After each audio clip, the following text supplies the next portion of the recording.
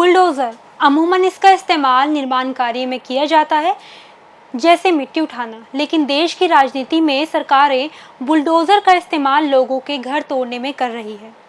कैसा भी अपराध हो, कोई भी आरोपी हो, सरकार उनके घर पर बुलडोज़र चला देती है। यूपी में बाबा के बुलडोज़र की देखा देखी अब कई राज्यों में भी बुलडोज़र का चलन शुरू हो गया है।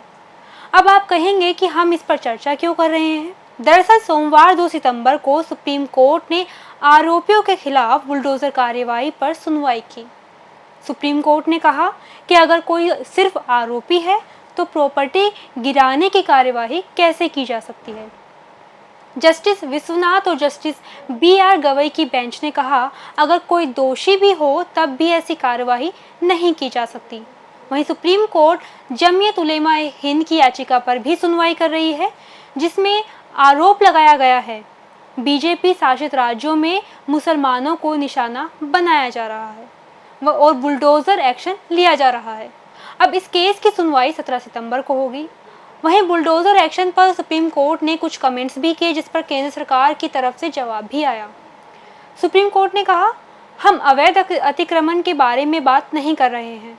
इस मामले से जुड़ी पार्टियां सुझाव दें। हम पूरे देश के लिए गाइडलाइन जारी कर सकते हैं और किसी का बेटा अगर आरोपी हो सकता है, लेकिन इस आधार पर पिता का घर गिरा देना यह कार्रवाई का सही तरीका नहीं है। जिस पर केंद्र सरकार की ओर से जवाब आया कि किसी भी आरोपी की प्रॉपर्टी इसलिए नहीं गिराई गई क्योंकि उसने अपराध किया है। आरोपी के अवैध कब्जों पर म्युनिसिपल एक्ट के तहत एक्शन लिया गया है। अब बात करेंगे हम ऐसे 3 राज्यों की जहां बीते 3 महीनों में बुलडोज़र कार्रवाई हुई है। मध्य प्रदेश के छतरपुर में 21 अगस्त को कोतवाली थाने पर पथरावबाजी हुई थी, जिसके एक्शन पर 24 घंटे के भीतर सरकार ने आरोपी